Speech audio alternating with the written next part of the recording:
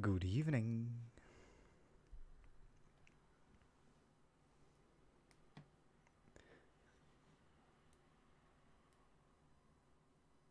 Willkommen. Oh, that's better.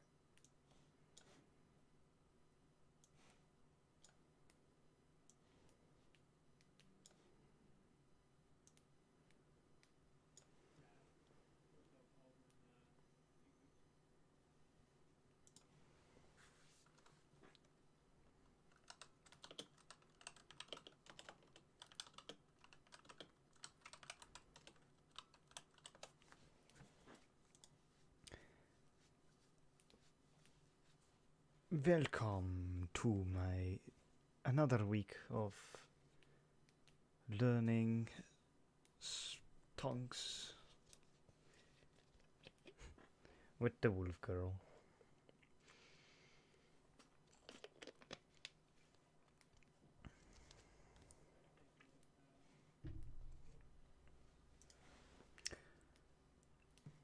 I'll give it 1 more minute and then I'll start.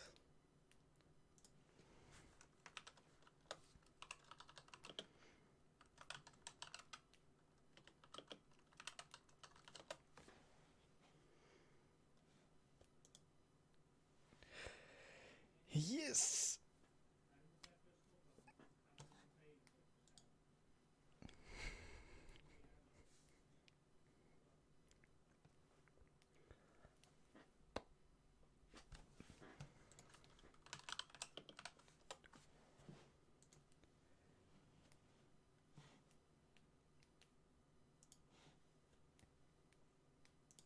Yes, yes, yes.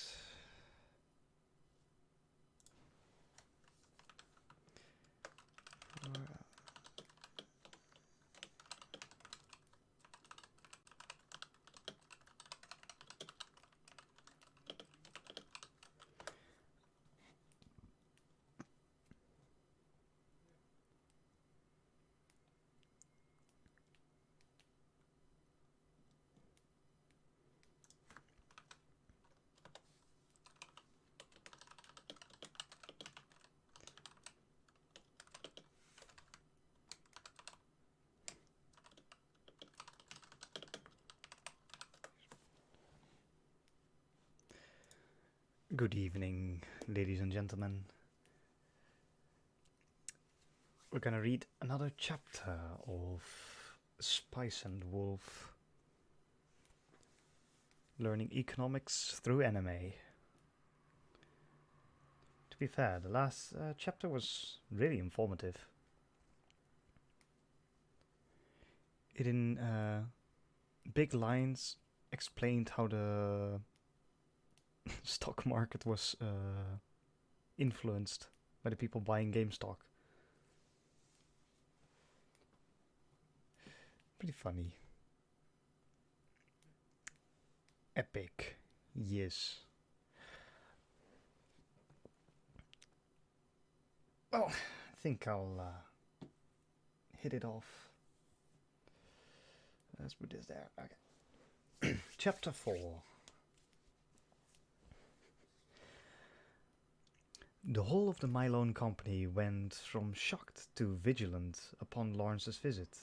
Unsurprisingly, as Lawrence proposed that together they deal with the plot behind Zaren's swindle, if Lawrence had found Zaren's initial proposal difficult to believe, the Mylone company found Lawrence's scheme that much harder to swallow. And of course there was the matter of the furs. They weren't so angry to have it color future transactions, but the superior did smile ironically upon seeing Lawrence.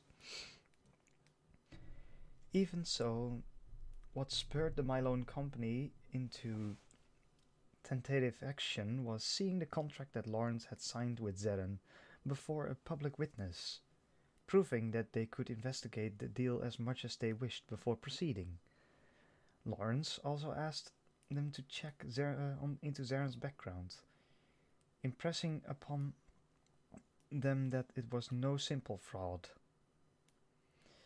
If they did so, the Mylone company would naturally have to wonder why the plan was so intricate for a mere swindle. They'd want to investigate it simply for their own future reference. Lawrence anticipated, and he was right. After all, if everything Lawrence said was true, the Mylone Company stood to reap enormous profit. The Mylone Company, like any company, was ever watchful for a chance to get ahead of its competitors. Lawrence's expectation that they would overlook a proposal's shadiness if it promised sufficient gain was correct.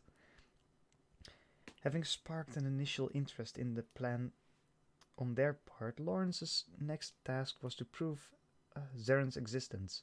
He and Holo hurried to the Yoran Tavern that evening and informed the barmaid that they wished to meet with Zeren.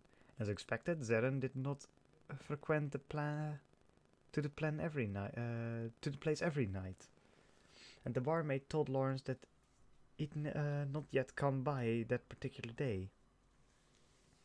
But at length, as the sun sank down low, Zeren arrived. Lawrence made idle merchant chatter about this subject and that, and all the while the Mylone employees sat at a nearby table, eavesdropping. In the days to come, the Mylone Company would investigate Zeren and determine whether Lawrence's proposal was true or not. Lawrence believed that Zeren had to have the support of a powerful merchant. If that was true, it would be easy for the Mylone Company to trace. There was, however, a problem. "Will we be in time?" Holo asked upon returning to the inn that evening. Just as Holo suggested, the problem was time. Even if Lawrence's expectations were correct, depending on the circumstances, they would miss the chance to realize any gain.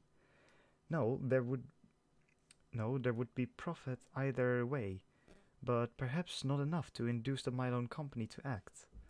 Without them, it would be difficult for Lawrence to turn a profit on his own. On the other hand, if the Mylone Company moved quickly, the potential gain would be stunning. Both his plan and the plan that he suspected Zeren of being a part of depended on time. We should have enough time. That's why I came to the Mylone Company in the first place. By candlelight, Lawrence poured some wine he'd bought at the tavern into a cup. He looked down into his cup briefly before draining half of it in one go. Holo was sitting cross-legged on the bed. She drank her cup dry and looked at Lawrence. "Is this company really so capable?"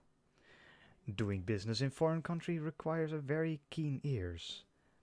Hearing merchants talking in a bar or customers in the market. If they weren't much better at collecting information than their competitions, they'd never be able to open up branches in foreign countries."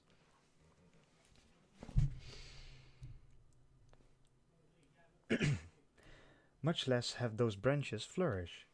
The Mylone Company is very good at this sort of thing. Investigating someone like Zeren is child's play for them.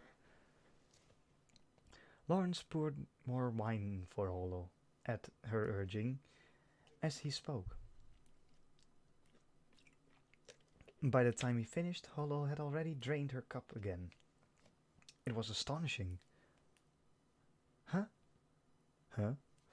What is it?" Holo asked, staring listlessly off into the distance. At first Lawrence thought she must have been pondering something, but soon it was clear that she was merely drunk. "You've had quite a bit," he said. "The charms of the wine are many. I suppose this is a good vintage. Normally I never drink anything so fine." "Is that so?" When there's no money, I'll drink the wine thick with the grape drippings. Wine so bitter it can't be drunk without Uh, it can't be drunk without adding sugar, honey, or ginger to it. Wine transparent enough to see the bottom of the cup is a true luxury. Hearing this, Hollow looked vaguely into her cup. Hmm? And I thought this was normal. Well, you're higher and mightier than I. Hollow's expression stiffened. She set her cup down on the floor and then immediately curled up into a tight ball on the bed. Her reaction was so sudden that Lawrence could have only looked on in shock. He assumed that it wasn't simply because she was now sleepy. What's wrong? He asked, not having the faintest idea what her problem was, but Hollow's ears didn't so much twitch. He said nothing more as he racked his brain trying to figure out her problem, and finally hit upon it. The conversation he'd had with her when they first met.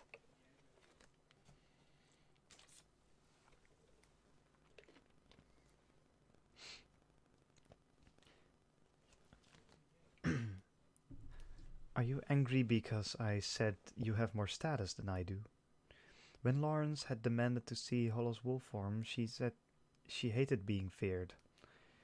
She also despised being celebrated as some kind of deity. Lawrence remembered a song he'd heard from a traveling minstrel. It claimed that the reason a god needed a festival every year was because it was lonely. I'm sorry, I didn't mean anything by it. Hollow didn't move. You're a... how shall I say it? You're nothing special? No, wait, that's wrong. You're not a commoner? Ordinary? No, that's not it. Lawrence became more and more agitated as he failed to find the right words. All he wanted was to say that Hollow wasn't special, but simply couldn't articulate that. As he continued to cast about for something to say, Hollow's ears finally pricked and he heard her snicker slightly. Hollow rolled over and smiled indulgently at Lawrence. How inarticulate. You'll never attract a female that way. Ugh. Lawrence immediately remembered a time when she had stayed over at a certain inn, waiting for a blizzard to pass, and become taken with a girl there. She flatly rejected him for no reason other than the one Hollow gave. He was desperately inarticulate. Inarticulate. Phew. The sharp-eyed wolf soon discerned this. I was right, eh? She chuckled. Still, that was immature of me. Lawrence softened at Hollow's apology and offered his own again. Sorry. I do truly dislike it, though. Younger wolves were friendly enough, but there was always a line. A line. Wary of it. I left the forest, I suppose. Hollow looked off into the distance, then down at her hands again. I was looking for a friend. Hollow gave a self-deprecating smile. A friend, eh? Mm-hmm. Lawrence would have thought this topic unpleasant for her, but Hollow's answers had been straightly upbeat, so he asked the question that was on his mind. And did you ever find one? Hollow smiled bashfully and did not immediately answer. Given her expression, her answer was obvious. She smiled as she was thinking of the friend she'd made. Yes. Un momento.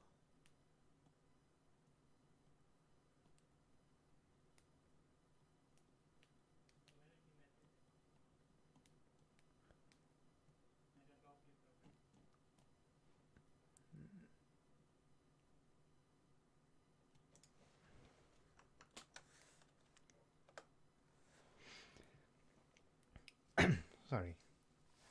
But Lawrence didn't find her happy nodding at all funny. He's a fellow from a village of Paslewe, she continued. Oh, One whose wheat you borrowed? Hmm? He's a bit foolish, but cheerful. He wasn't the least bit surprised when he saw my wolf form. I suppose he's a bit odd, but a good fellow nonetheless. To hear her speak of a loved one, Lawrence wrinkled his nose, but hid it behind his wine cup. He didn't want her to see. He really is a fool, though. Sometimes I'm at a loss. Holo spoke happily, seeming slightly bashful to be discussing the past. She no longer looked at Lawrence, but hugged her tail, playing absently with her fur. She suddenly let out a childish giggle and tumbled back on the bed, sounding for all the world like a child sharing a secret with a friend. She was probably just tired, but in Lawrence's eyes, it seemed as though she had left him behind and was letting her memories flood over her.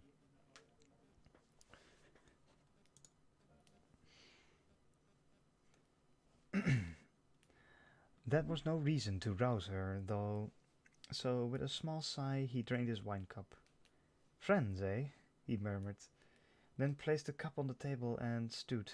He walked over to the bed and drew a blanket over Hollow. Her cheeks were slightly flushed as she slept innocently, but the longer he looked, the more clouded his thoughts became. So he turned his back to her and headed for his own bed. But as he blew the tallow candle out and lay down, he felt a certain regret. He wished he'd claimed a lack of money and got a room with a single bed. Lawrence sighed more deeply this time as he faced away from her. If his horse had been there, it probably would have sighed at him. At him too, he thought. We accept your proposal, said the head of the Mylon Company's Patio branch. Richten maar heid, even in an even tone. It had been only 2 days since Lawrence had come to the Mylon Company with his proposal. The company was indeed very efficient. I am grateful. May I assume that you have discovered who's backing Zarin? He has the support of the Medio Company. I hardly need to mention that they're the second largest in the city. The Medio Company, eh? Based in Patio, Medio had many branches. They were the largest agricultural broker in Patio, particularly for wheat, and were all the more impressive for having their own ships with which to move their product. Yet something stuck in Lawrence's mind. The Medio Company was large, but he'd expect Zaren's backer to be even larger, perhaps a nobleman. We believe there is still a larger figure behind the Medio Company. With their resources alone, it would be probably impossible to enact the plan you described. There is probably a nobleman operating behind the Medio Company, but there are many such figures who can deal with them, and we've been unable to narrow it down to a single person. But, as you said, it won't matter as long as we're the first to act. Marhite smiled slyly. The showing of confidence born of having the immense resources of the Mylon Company to call on, the likes of which Lawrence could barely imagine. Their main branch was patronized by none but royalty and high priests. They had nothing to fear from a deal like this. It was important for Lawrence not to betray any temerity in negotiation. Showing weakness or servility was tantamount to losing. He had to be bold. When he replied in an even tone, "Then, Shall we discuss how to split the profits? Oh,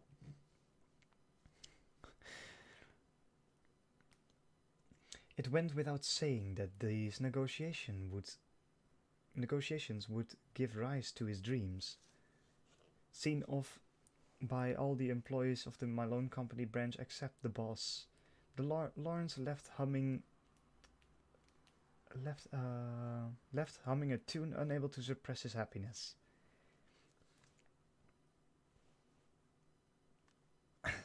He'd proposed that the company give him 5% of its profits from the current exchange.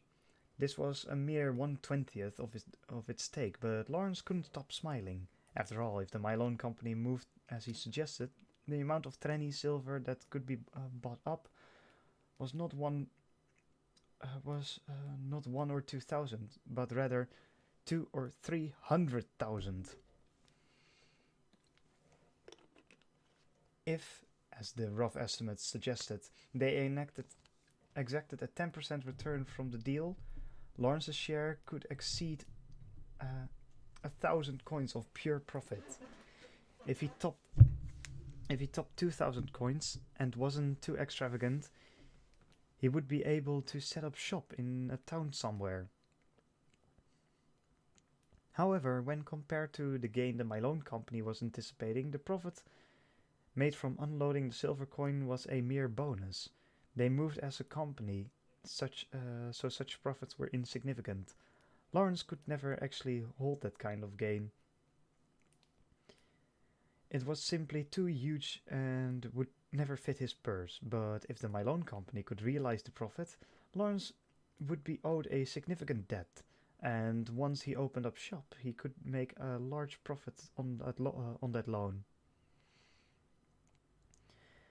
So it was no surprise that he was humming so cheerfully. "You seem pleased," said Holo finally at the end of her patience as she walked beside him. "I'd like to see the man who wouldn't be pleased at a time like this. This is the greatest day of my life." Lawrence gestured ex- expansively. The gesture matched his mood, as if he were ready to catch anything in those outstretched arms.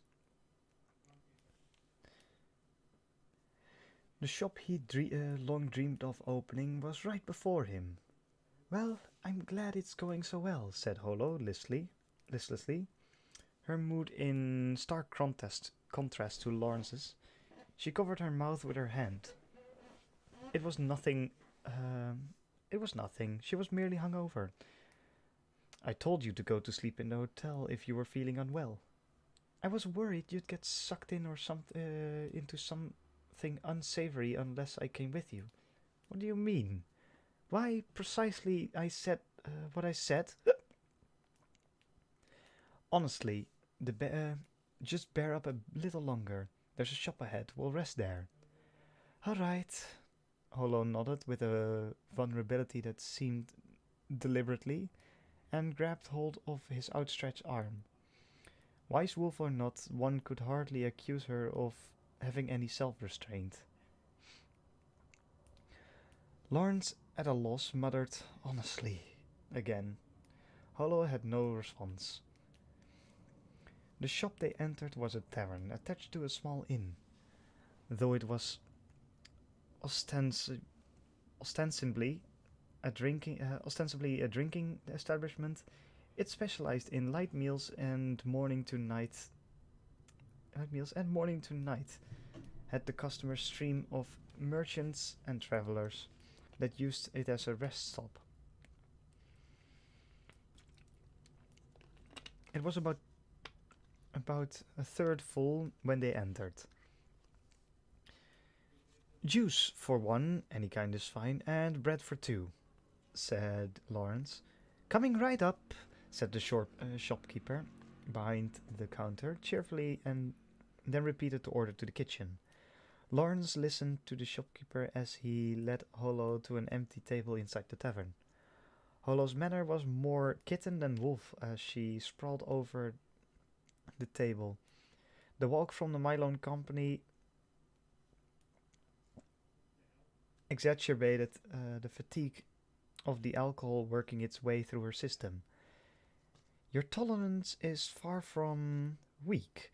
You drank a lot yesterday, said Lawrence. Hollow's ears pricked under her hood at Lawrence's statement, but she seemed to lack the energy to look at him. She groaned. Here, here are, here you are, apple juice and 2 servings of bread. The bill? You'll pay now then. It comes to 32 loot. 1 moment, please, said Lawrence, opening the coin purse that was attached to his waist and rummaging inside. As he collected the black coins that could easily be mistaken for bronze, the shopkeeper noticed Hollow's condition and smiled ruefully. Hangover, eh? Too much wine, said Lawrence. Such the mistakes of the youth. It's the same with drinking as it is with anything else. There's the price. Plenty of young merchants stagger out here with pale faces. Any traveling merchant had indeed experienced this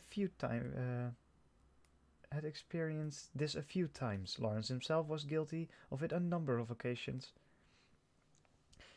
Here you are, 32 loots. So it is. You should rest up here a while.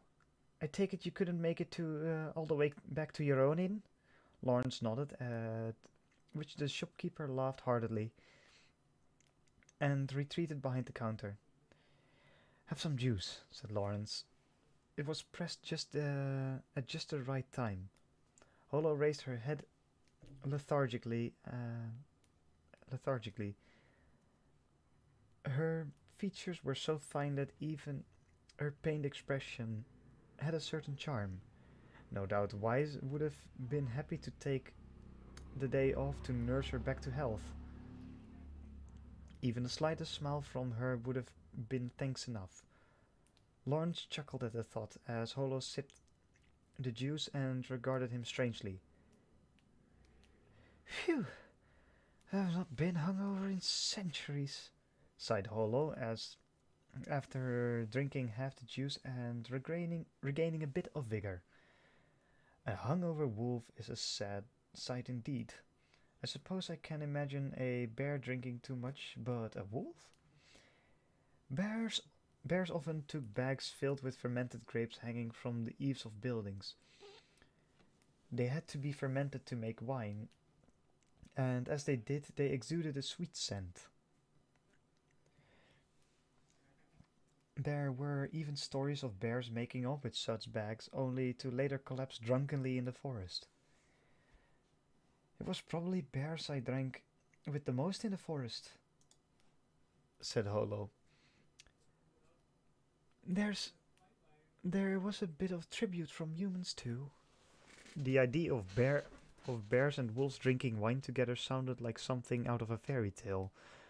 What would the church make of this if they overheard?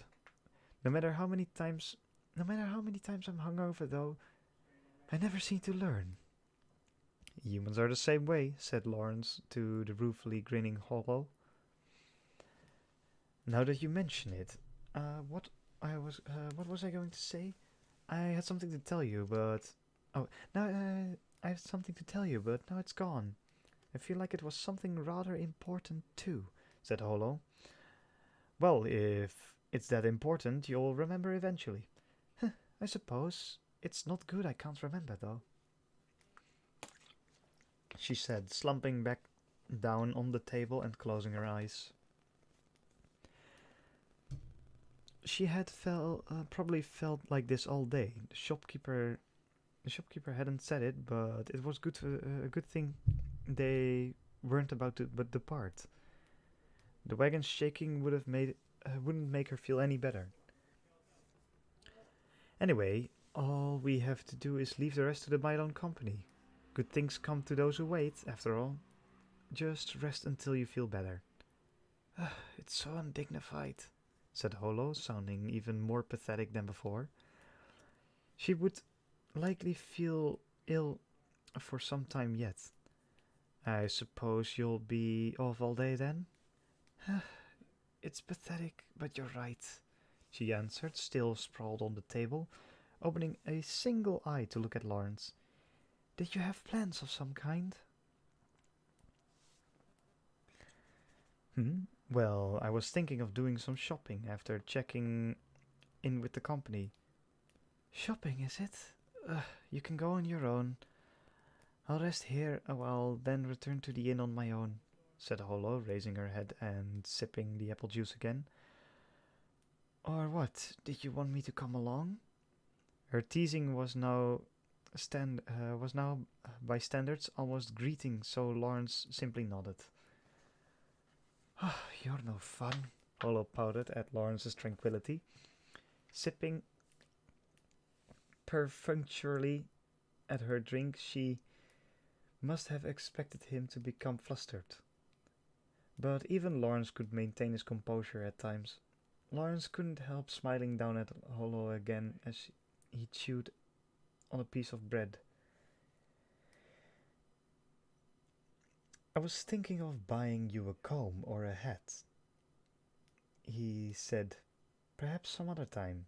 Hollow's ears twitched underneath the cloak. Just what are you planning? She asked, her eyes half lidded but watching Lawrence carefully nonetheless. Lawrence could hear the swish swish of her restlessly twitching tail. Apparently, she was worse than he expected at hiding her thoughts. What a way to talk. As the saying goes, one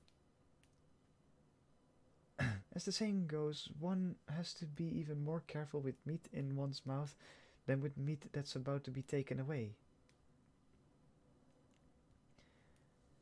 Hearing Hollow's bitter words, Lawrence drew close to her face and whispered into her ear, If you're going to act the prudent wise wolf, at least do something about your restless ears and tail. Surprised, Hollow felt for her ears. Oh, she said. That should make us even then, said Lawrence with a hint of arrogance. Hollow glared at him, thin-lipped and frustrated. You've got such lovely hair. It would be a shame for you to not have a comb for it, he continued briskly. He was happy having finally gotten the best of her, but if he pushed it, it was quite possible she'd put him in his place again. However, upon hearing Lawrence's words, the bored-looking Hollow sniffed and sprawled across the table once more. Oh, you're talking about my hair, she said shortly.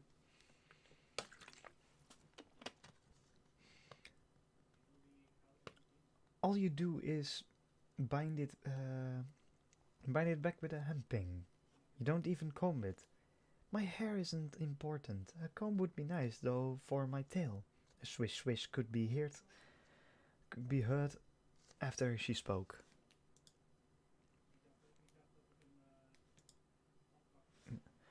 Well, if you say so. Lawrence did think that her flowing silken hair was beautiful, and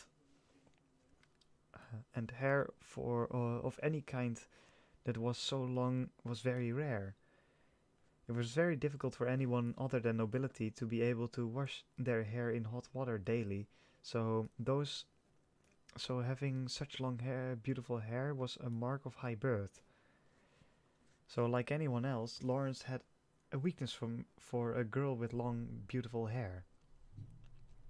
Hollow's hair was so lovely that few among the nobility could match it, yet she seemed not to understand its value at all.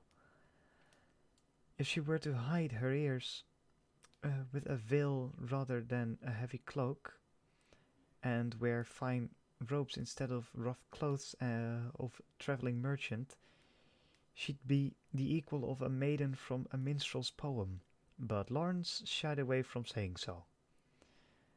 There was no telling how she'd react after all. So then, when will you buy this comb? Hollow looked up at Lawrence from her prone posture on the table.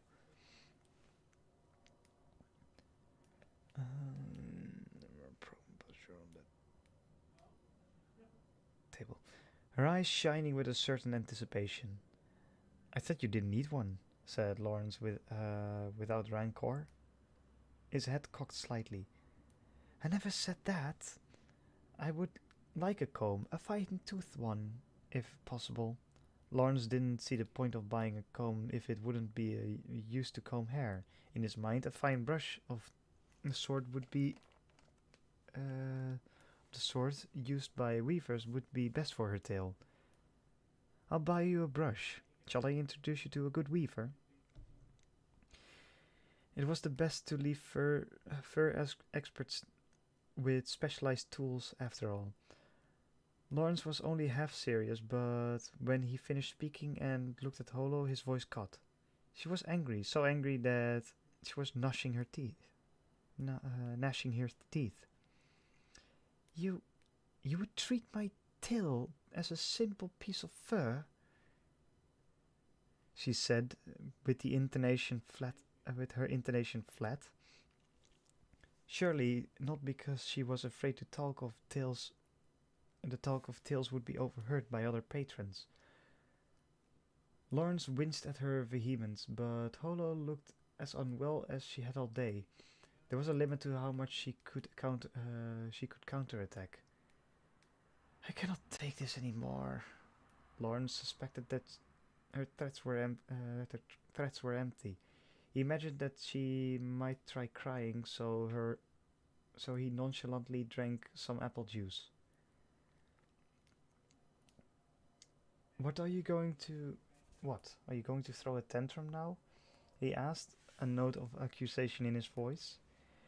Naturally, his resolve would waver if she actually burst into tears, but he didn't say this.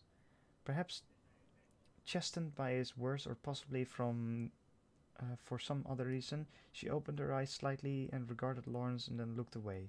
Her childish demeanor was rather charming. With a small smile, Lawrence mused that it would be nice if she was always like this. Holo was silent for a moment. Then, in a small voice, she said, "I can't take it.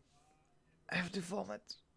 Lawrence almost tipped the cup of apple juice over as he scrambled to his feet and called out to the shopkeeper to bring a bucket.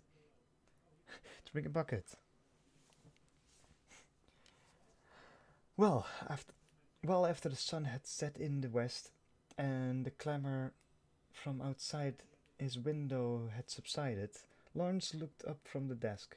Pen in hand, he raised both arms and stretched expansively.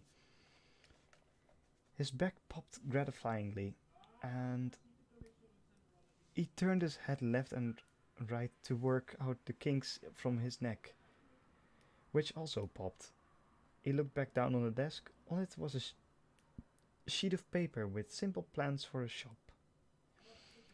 The town it would be situated in, the goods it would sell, the plans for its expansion. Written separately were construction costs, plans for securing citizenship, and a variety of other anticipated expenditures.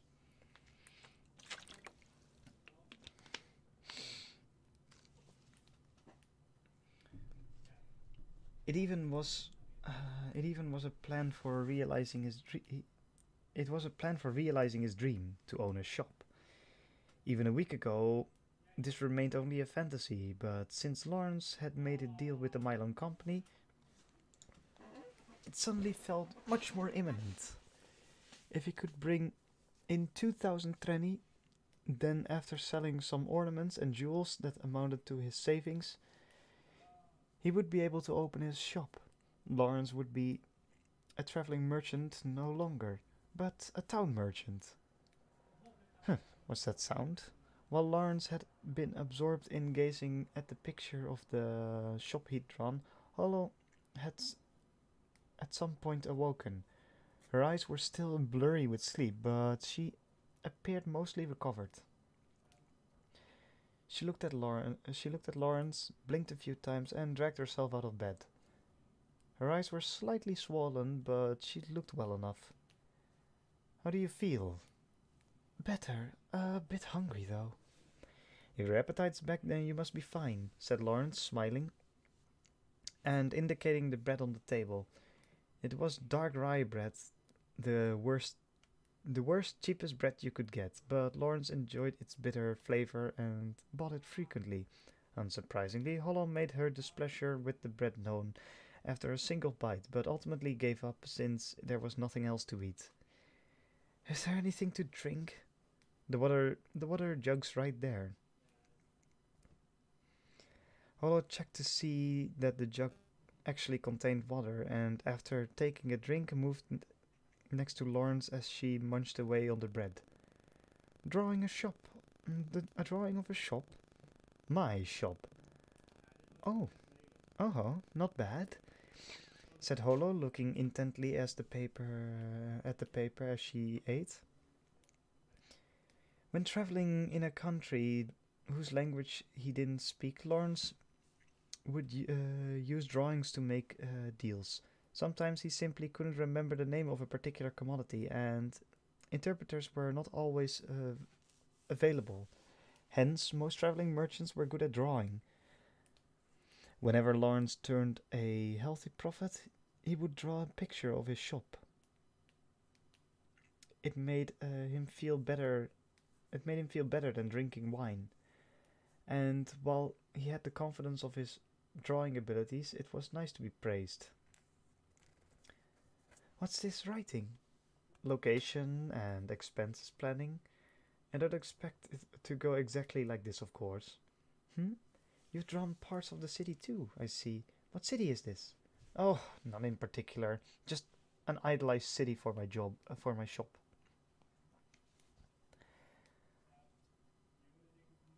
Oh, you've been very detailed here. I suppose you're planning to open it soon then? Well, if the deal with my loan company goes well, I'll probably be able to. Hmm. Holo nodded, not looking terribly excited at the idea. She popped a piece of bread into her small mouth and then walked over to the table. Lawrence imagined that the ensuing gulping sound was her finishing the water. It's every traveling merchant's dream to have a shop. I'm no different. Heh, I know you've gone so far as to sketch out your ideal city, so you must have done this many times before. When I draw it, I feel that it will happen someday. An artist I knew long ago said something like that he wanted to paint all the scenes he saw before him. Holo bit into a second slice of bread and sat in the corner on the corner of the bed. I doubt that artist would have fulfilled his dream even now, but it would seem that yours is getting closer. Indeed, when I think about it, I can hardly stay still. I want to run around my own company, sweating the ass of every employee I see. It was a bit of an exaggeration, but far from a lie. Perhaps that was why Hollow refrained from making fun, simply chuckling and swaying and saying, I hope your dreams come true then. She continued, Still, is having a shop such a good thing? Can't you do well as a traveling merchant?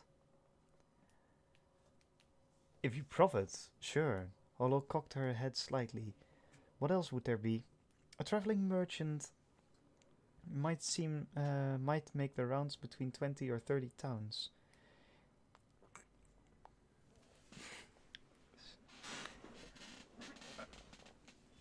30 towns. If you don't keep moving, you won't be able. You won't make any money at all. Most of your year is spent on the wagon. Lawrence sipped a bit from the wine cup on the table. The the life of life being what it is, you don't really make any friends, just business associates. Hearing his explanation, Hollow seemed to realize something and regret asking the question. She really is a she really is a good sort, Lawrence thought, and He continued, hoping to assuage her regret. But if I could open a shop, I'd be able to become a true citizen of a town. I could make friends, and it would be simple to search for a wife. It would be great solace to me to know where I would be buried when I die. Though finding a bride who will stay beside me even in death, that will take some luck. Holo laughed slightly. Among traveling merchants, the act of going to a new city to dig up new goods was known as searching for a wife, as it carried the sense of going to find something rare and valuable. In reality, though, simply opening a shop did not guarantee be able to close that one would be close to the citizens of the town. Nonetheless, their being able to stay in the same piece of land for a long time was every merchant's dream. It will be bad for me if it will be bad for me if you open up shop, though," said Holo. "And why is that?" said Lawrence, turning around. Although her smile had not disappeared, it was tinged with a sadness. "If you open up shop, you won't want to leave it. I'll have to either travel alone or find a different companion." Lawrence then remembered that Holo said she wished to travel the world for a while and then return to her homeland in the north. But uh, but she had her wits. She had money she'd made from the fur sale. Surely she would be fine on her own. "You could travel alone, though, right?" Lawrence had no particular agenda behind his words, but upon hearing them, Holo silently looked down as she ate her bread. "I'm tired of being alone," she blurted out, looking suddenly childish as she swung her legs, which didn't quite reach the floor, over the edge of the bed. She fell back and seemed so small that even the flickering candlelight threatened to swallow her. Lawrence recalled the time Holo had so fondly reminiscent about her friend from centuries earlier. Dwelling so nostalgically on the past proved her she was lonely. He remembered how she looked then, curled up as if to protect herself from a storm of isolation.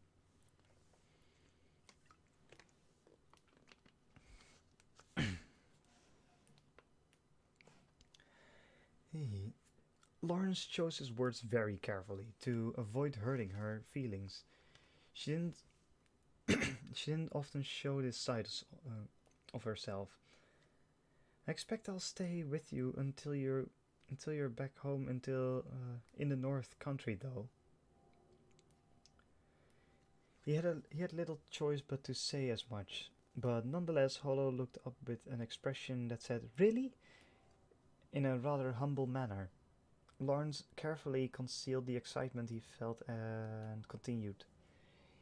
"Even when the money comes, I won't be able to open up a store right away." "Truly?"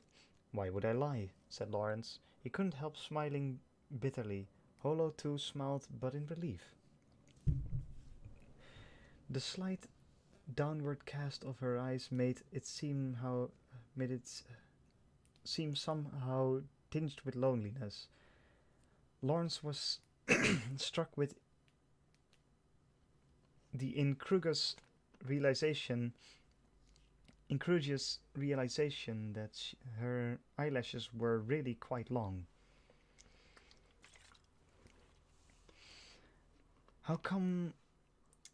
Oh, so come on, don't make that face," he added. A city merchant would probably have been able to come up with something more effective to say, but unfortunately Lawrence was always traveling and forced into a life absent of women. Still, Holo looked up and smiled slightly.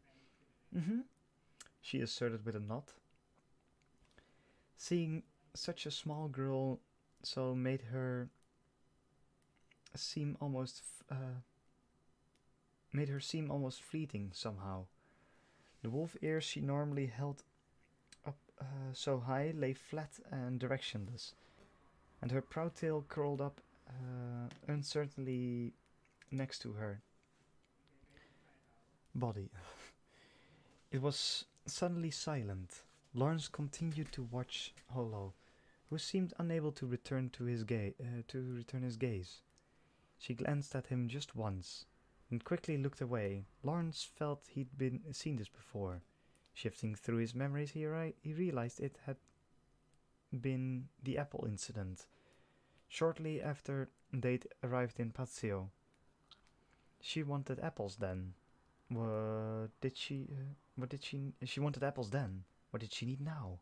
Understanding another person's desire was singularly important skill for a merchant.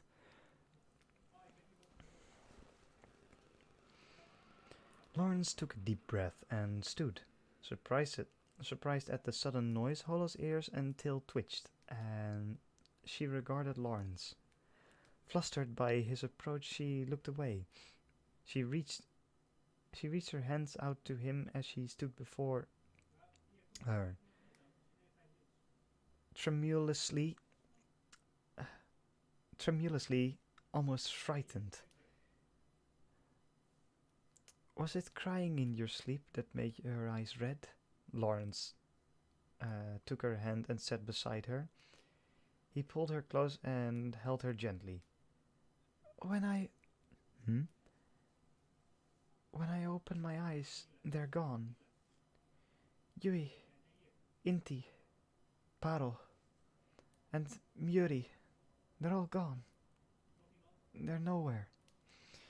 She was talking about her dream. Lawrence stroked her head softly as she sniffled. The names she'd mentioned must have been her wolf friends, perhaps even fellow wolf gods, but he was far from insensitive enough to ask. I, I can live for centuries, so I thought I would go traveling. I was sure, so very sure, that I'd see them all again. But they were gone, and there was no one. Hollow's hand trembled as she grasped Lawrence's shirt.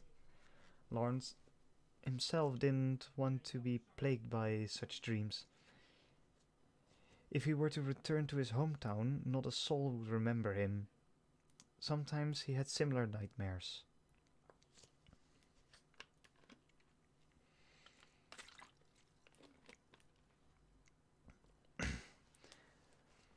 There were tales of merchants who'd left their homeland and not returned for 20 or 30 years. They would finally return home only to find their village simply gone. It might have been razed to the ground in war or stricken by a plague or famine. There were any number of possible reasons. This is why traveling merchants dreamed of owning a shop. A shop meant a home, making a place for oneself. I don't want to open my eyes and find no one there. I'm tired of being alone. It's cold. It's lonely. Lawrence remained silent at her outpouring of emotion, only stroking her head. She was so distressed that anything he said would likely fall on deaf ears, and he couldn't think of anything appropriate to say anyway. He simply had been assailed by the winds. He himself had been assailed by the winds of loneliness when riding his wagon or entering a new town. There was nothing one could do in such times, nothing one could hear and find consoling.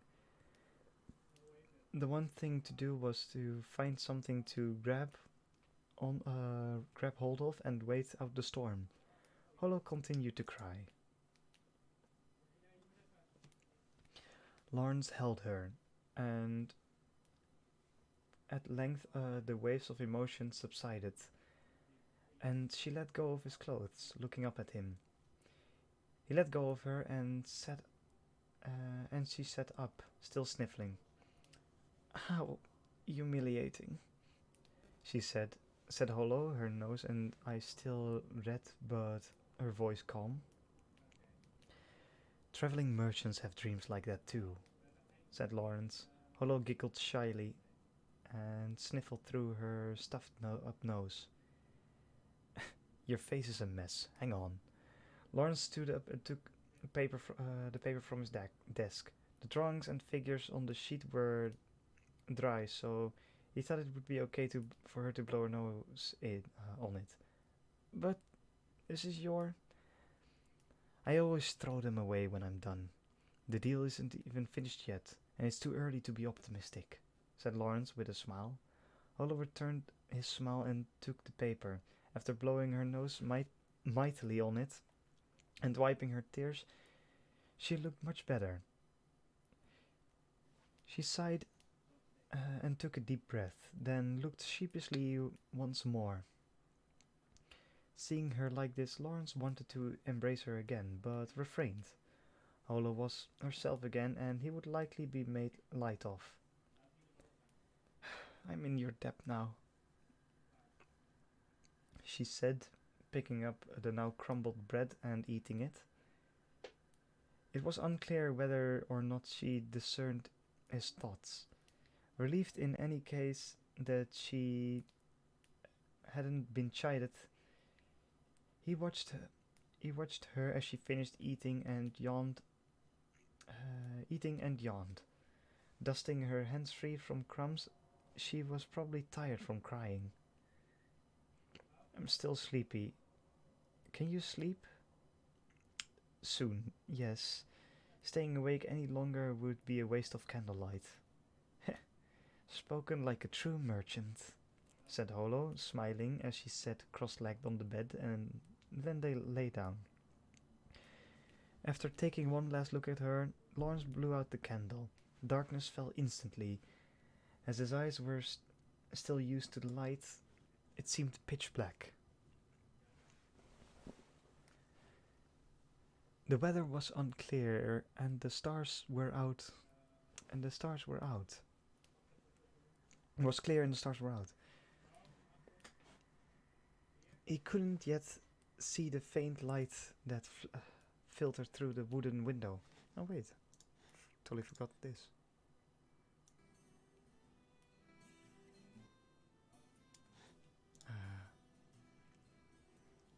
Copyright-free music.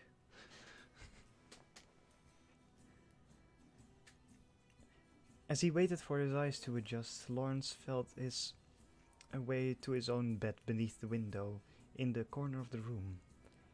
Careful not to trip over Hollow's bed on his way, he finally made it, and after feeling the edge of the bed, laid down on it. In the past, Lawrence had bruised himself by carelessly flinging himself towards the bed and accidentally hitting the edge. He'd learned to be careful. But there was no way for him to be prepared of what awaited him. He started to lie down, and then he realized someone was already in it. What are you? Don't be such a prude, said Hollow in an irritated voice that was nonetheless flirtatious. Lawrence let himself be pulled down, and Hollow pressed herself against him. Unlike before, when he'd held her gently, this embrace was tight. He felt her unmistakably soft body.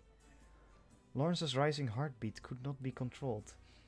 He was a healthy man, after all. He embraced her tightly almost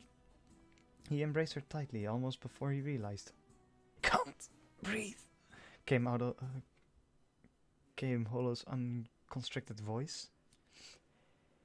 He returned to his senses and relaxed his arms, but did not let go of her. She made no move to push him away. Instead, she drew close to his ear and whispered, "Have your eyes adjusted yet?" "What do you mean?" he was about to say, but Hollow cut him off with a finger pressed to his lips. Finally remembered what I was going to say to you. Her whispering voice was so itchy. Indeed, through her sweetly intimate tone, was gone. replaced by an alarming edge to her voice. It's a bit late, and there's 3 people outside the door. I doubt they are guests. Lawrence finally realized that Holo was already wearing her cloak. She rummaged around quietly, and soon all of Lawrence's belongings appeared on his chest. We're on the 2nd story. Fortunately, there's no one outside. Are you ready?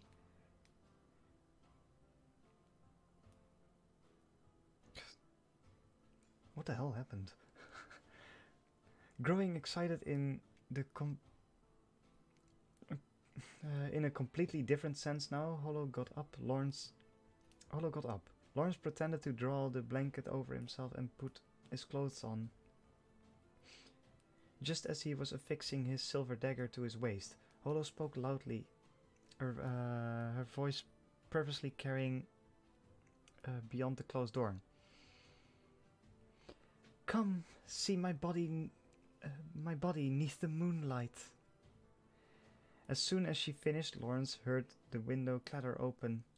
Holo perched on the windowsill and jumped down without hesitation. Lawrence scrambled after her, putting his foot on the sill. He didn't hesitate either, because behind him came the sound of a door being pried open, followed by heavy footsteps. He felt unpleasantly weightless for a moment, but his feet soon collided with the hard ground. Unable to bear the force of the impact, Lawrence landed in a squatting position. He was lucky not to have broken his leg, but Holo still laughed loudly at him, although she did extend her arm. We'll have to run. We have no time to collect the horse. A stunned Lawrence glanced back at the stables. The horse had been strong and cheap, but more importantly was the first thing he'd ever bought. Part of him wanted to make a break for the stables, but prudence told him not to. Holo's course of action was the right one. Lawrence clenched his teeth and restrained himself. They will gain nothing by killing your horse. We'll wait for things to calm before retrieving it. Yes, said Holo, by way of consolation. Lawrence could only hope that it was true. He nodded and took a deep breath, grabbing her outstretched hand and pulling himself up. Oh, also, Holo took the pouch that hung from her neck and undid the string that bound it closed. She poured half of the wheat it contained into her hand. Just in case, you should take some too, she said, casually thrusting the grains into her pocket, into the pocket of his chest without waiting for his reply. They felt warm. It was probably Holo's body heat. After all, it was the wheat in which she lived. Right now, let's run. Holo smiled as though speaking with a trusted friend. Lawrence was about to reply, but simply nodded his head and dashed with her toward the town in the night. So what I was going to say to you was this. If the Mylone Company could check up on that boy, surely they could do the reverse is true. His backers were bound to be alerted. If they discover we're gone to another company with a deal, they'll try to silence us, no?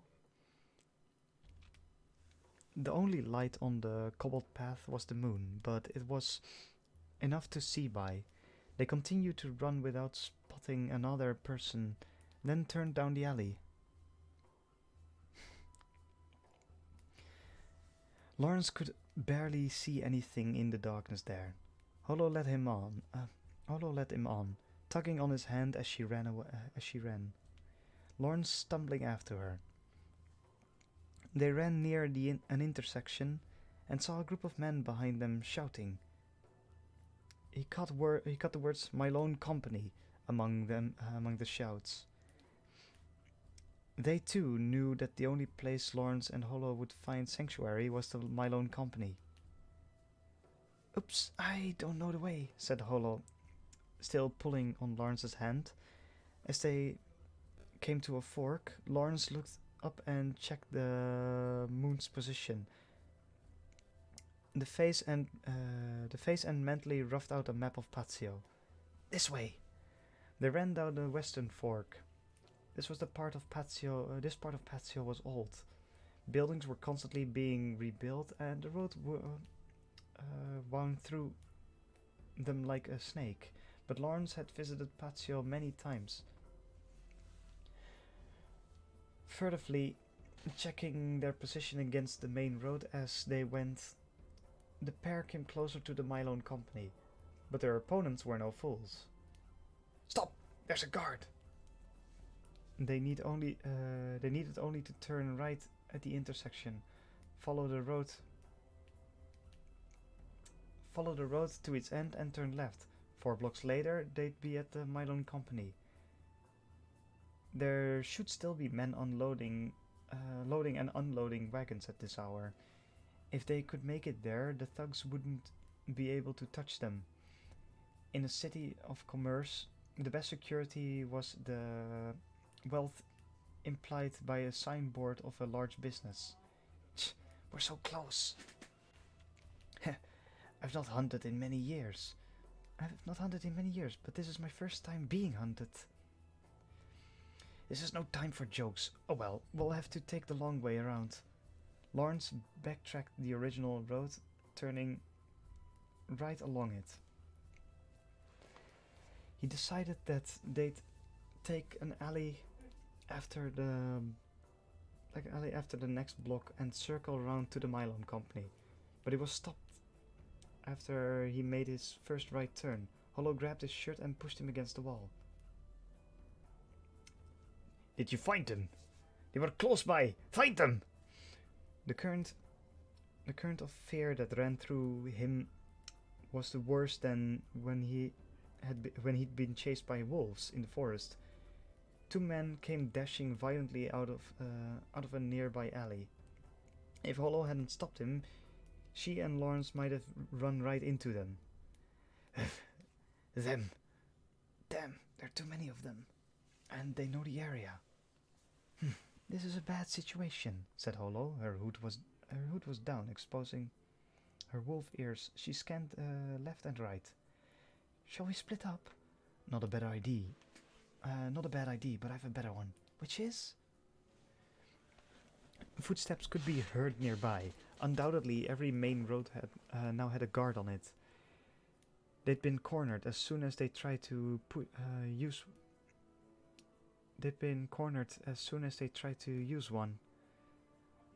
I'll head down the main road and draw them off. Then you can take a chance to... Wait! You can't! Now listen. And now you listen. If we split up, you're the one that will be caught. On my own, I won't be caught. But if you will, and when that happens, who is going to the company? Shall I show them my ears and tail and beg for your rescue? Well, Lawrence had no retort. He had already informed the Mylone Company about the decapitating tranny Silver.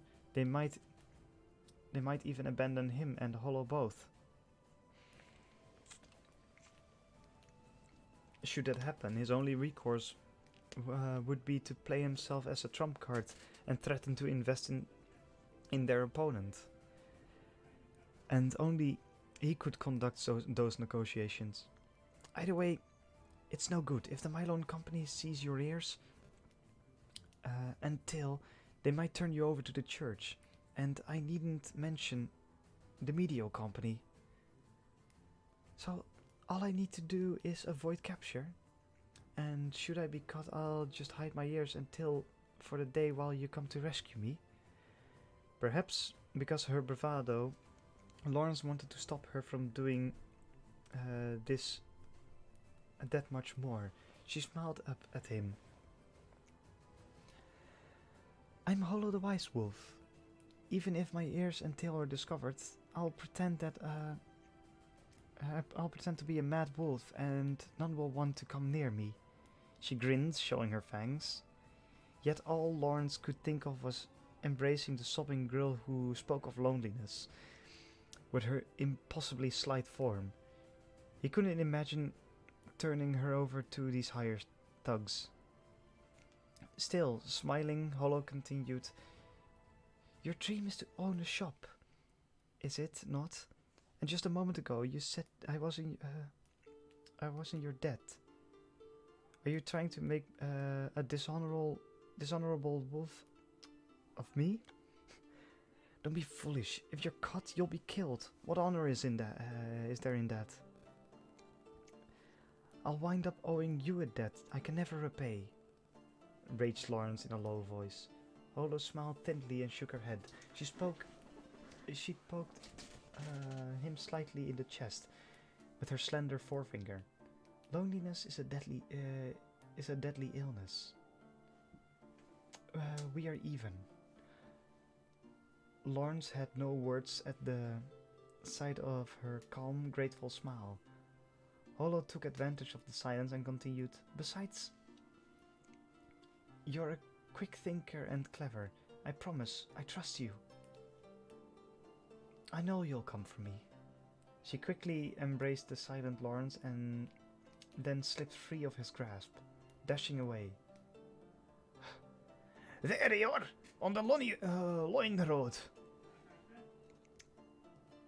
As soon as Hollow ran out the alley, the shouts could be heard, and the pursuers' footsteps grew distant. Lawrence clamped his eyes shut for a moment, then forced them open and ran. If he missed his chance, he might never see Hollow again. He quickly ran down the dark alley, stumbling a few times but always moving forward. He crossed the wide road and entered another alley. Heading west, the commotion continued, but his opponent could not afford to make noise for long, lest they alert the town guard.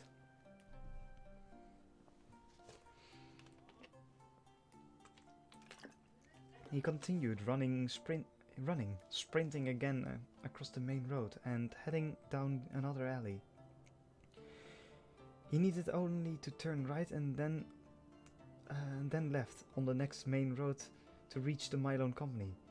"Just one? There should be two!" Lawrence heard a voice coming from behind him. Had Hollow been captured? Did she escape?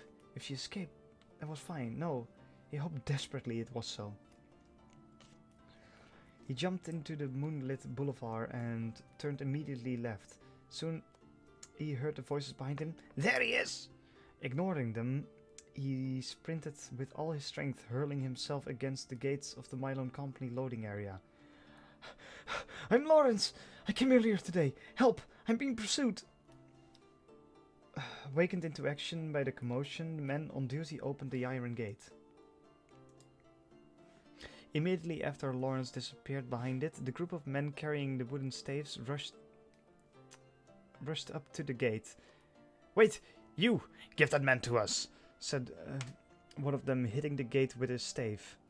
The men began trying to use force to pull the gate open, but those who held the gate closed on the opposite were used to long days of loading and unloading. The gate would not open easily.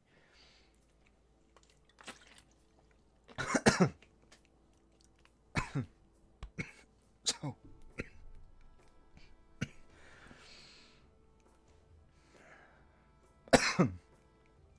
a bearded man from the far side of middle age emerged from within the building. "Scum!" he roared. "Whose house do you think this is? It is the Mylone Company's patio branch, owned by Honorable Marquess Mylone, recognized by His Grace, the 33rd Archduke of Rendile. Anyone within these walls is a guest of the Marquess. Know that when you strike these gates, you strike His Grace's throne." Cowed by the man's grand speech, the attackers faltered. Just then, the whistle of the city guard sounded. The men seemed to realize this was their chance to escape. They soon scattered. Within the gates, everything was still for a while. At length, the sound of footfalls and guards' whistles faded, and the man who delivered the impressive speech finally spoke up again. That's quite a commotion, you so late at night. What's going on there? My humblest apologies, sir. I offer my deepest gratitude for your sanctuary. Save your thanks for the Grand Marquess of Mylone. What did they want? I expect they were from the Medio Company. Undoubtedly they are displeased with the deal I struck with your company. Oh no, you're a merchant who will take... Oh no, oh ho, you're a merchant who will take the risk. I haven't seen many of your kind lately. Lawrence wiped the sweat from his forehead and smiled. It's my partner that's the reckless one. Must be rough. I don't want to think about it, but that same partner may have been captured. Would it be possible for me to speak with the branch manager, Sir Marheit? We're a foreign company. Raids and arson are a fact of life for us. He's already been contacted, said the man with a hearty laugh. It drove home to Lawrence how formidable the man who ran this operation must be.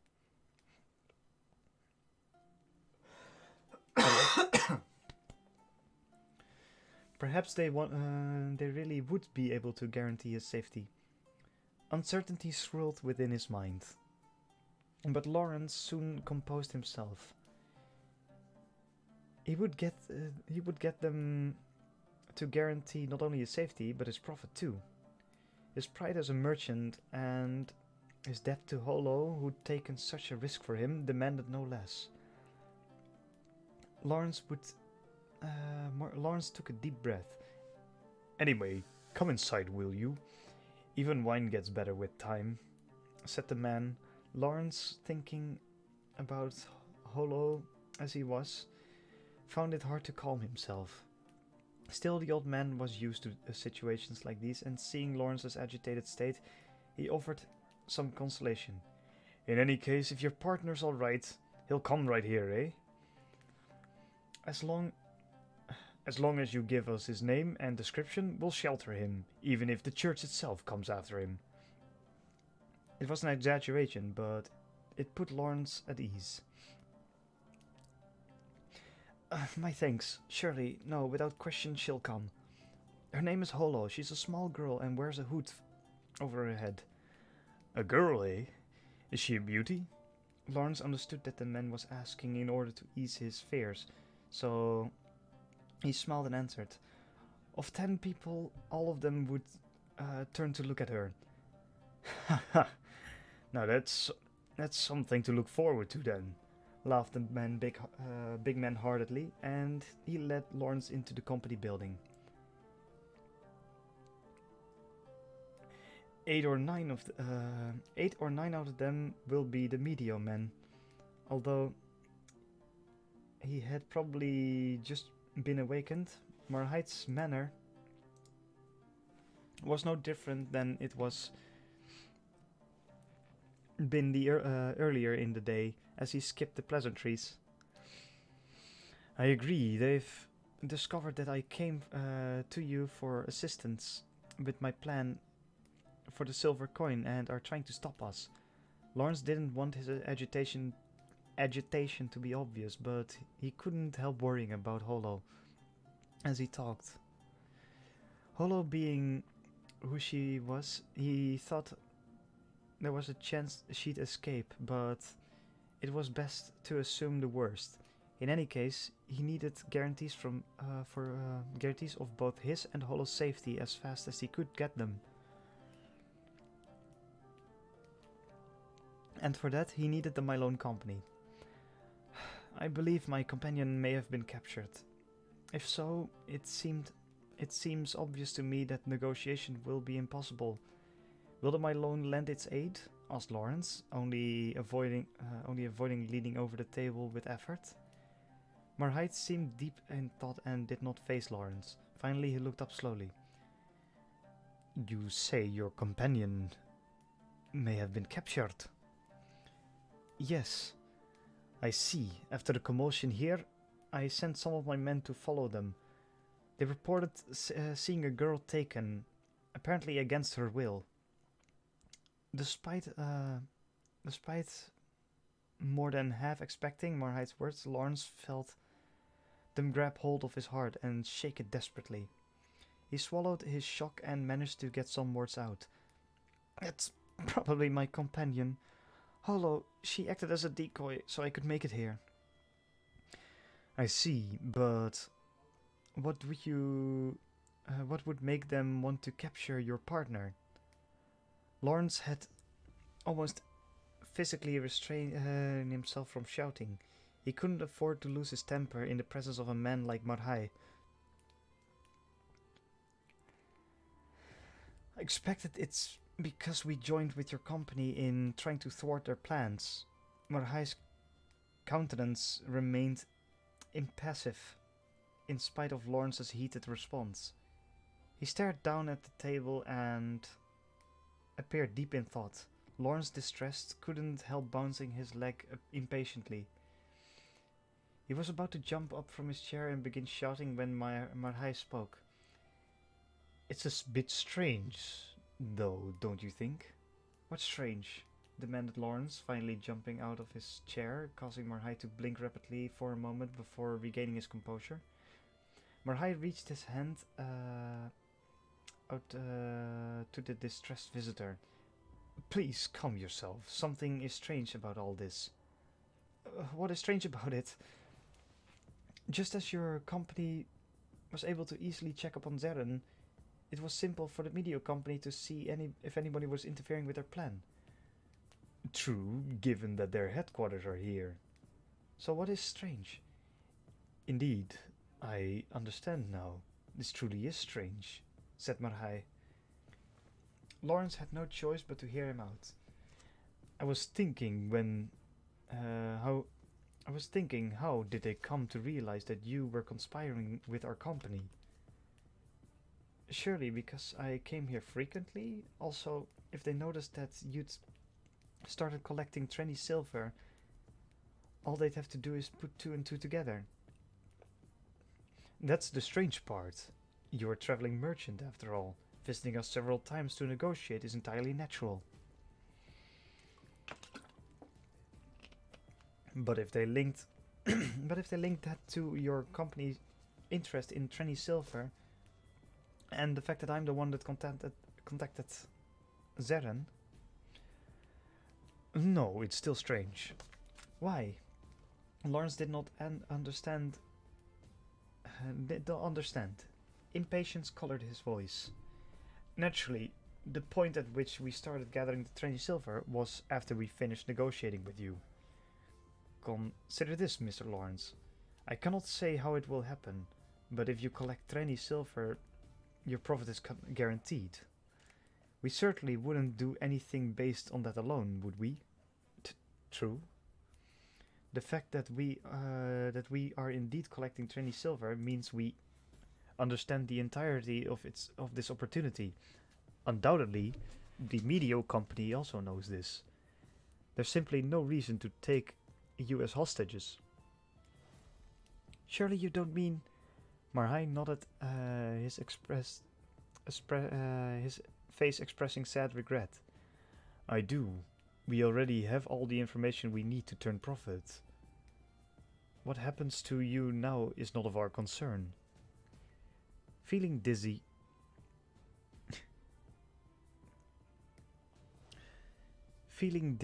Lawrence listed to one side. It was true, Lawrence was a single traveling merchant without... no one was looking out for him. I hope you understand how difficult this is for me to say this, but we've already invested a significant amount of capital based on the information you brought us. The profit will be immense if we choose between bearing your grudge or giving up the return, then... Marhai sighed. I'm sorry, but I must choose the former, he said quietly. Still, Lawrence didn't hear what Marhai said after that. In one small corner of his mind, he wondered if this was what it felt like to meet with bankruptcy. His arms, legs, indeed his entire body felt frozen. He wasn't even sure if he was still breathing. He was now, as of this moment, abandoned by the Mylon Company, which meant Holo had been abandoned. Holo, who'd given up herself to let him escape, believing that Lawrence would be able to negotiate a rescue with the Mylon Company. Lawrence recalled the expression on her face as when she spoke of returning to the North Country. When hostages had outlived their usefulness, their subsequent prospects were clear. Men were sold as to slave ships and women to brothels. Although Holo had her wolf ears and tail, there were rich eccentrics who collected such demon-possessed girls. Undoubtedly, the Medio Company knew one or two such collectors. Lawrence thought of Holo being sold. He thought of how a wealthy demon-obsessed collector would treat such a girl. No, he would not allow it.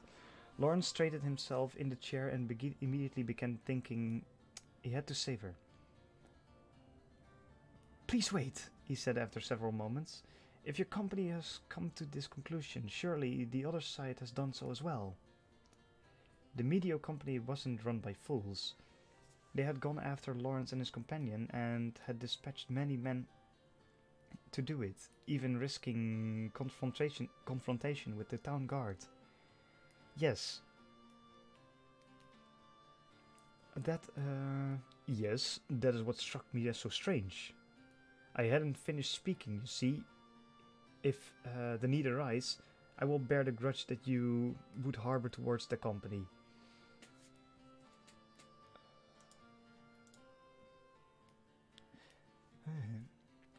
Lawrence now remembered that Marhai had ended his statement with a "still," and hung his head in red-faced shame.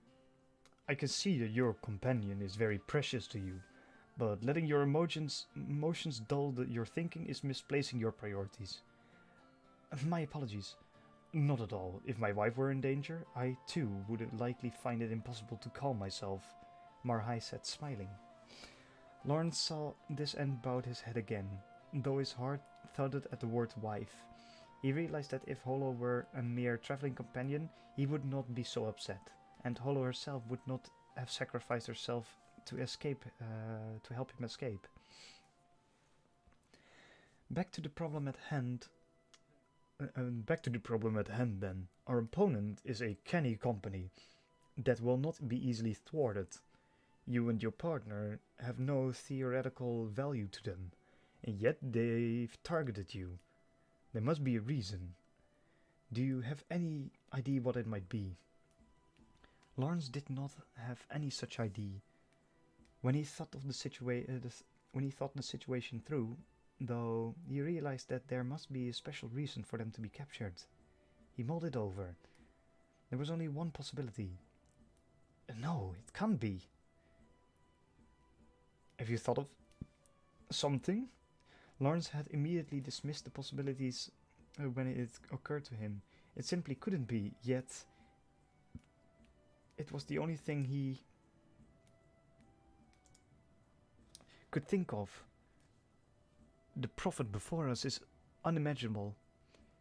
We need only to realize it. If you've thought of something, no matter how trivial, please tell me. Marhai's request was entirely reasonable, but Lawrence's realization was not something lightly to be shared. Lawrence thought about Holo, who was undeniably not human.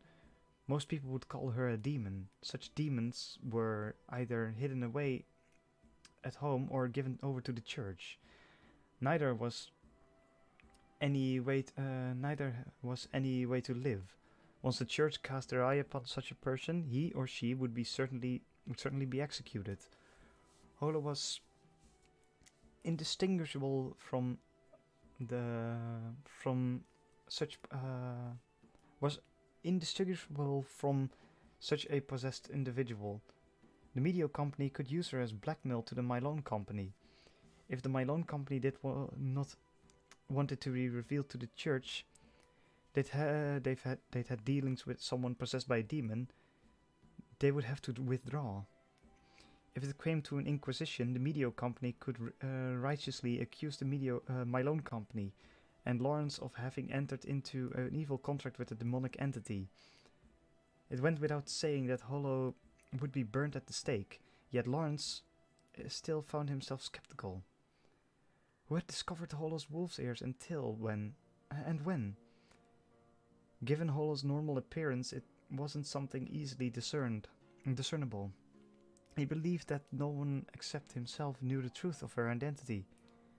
Mr. Lawrence, said Marhai, putting an end to Lawrence's musing. Have you thought of something?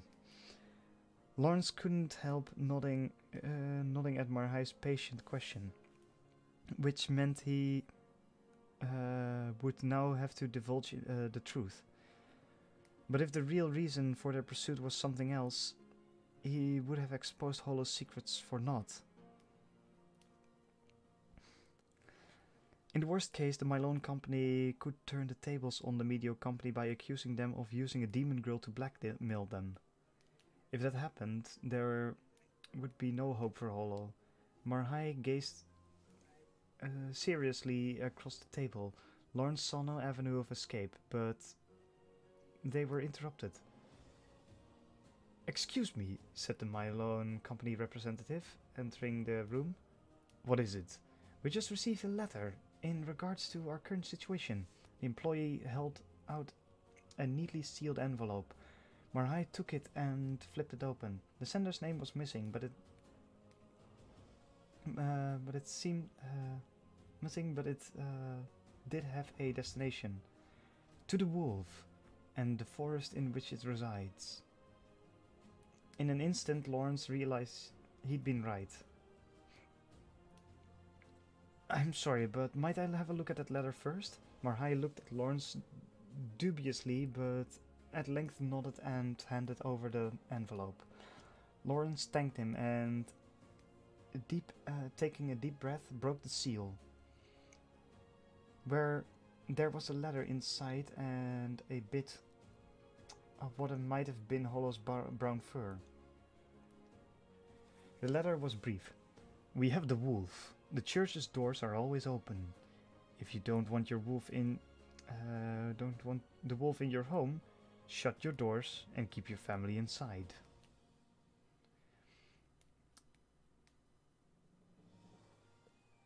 There was no longer any doubt.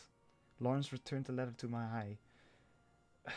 My companion, Hollow, is a wolf god.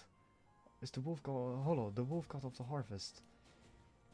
He said, in a wrung-out voice. Marhai's eyes opened as wide as they have ever got.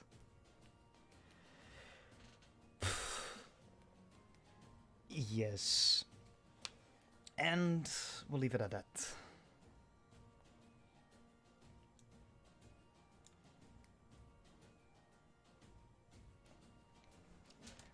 Stuff's happening.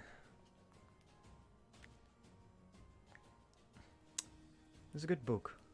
I like it. I hope you all like it too. I enjoyed reading it, so I hope you as much love listening to it.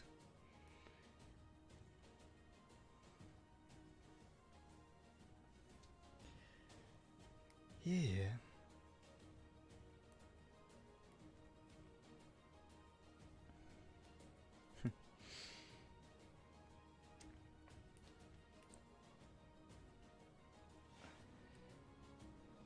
Well,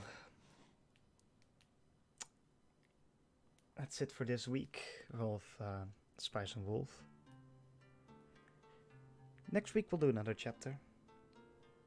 I'll keep it on Monday, it's easy. I hope you all enjoyed.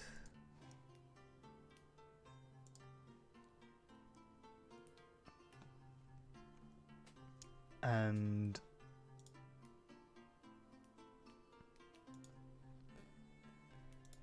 yeah, sorry.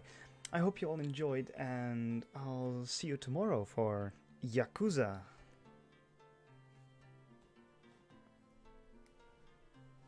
Thanks for watching, and have a good one.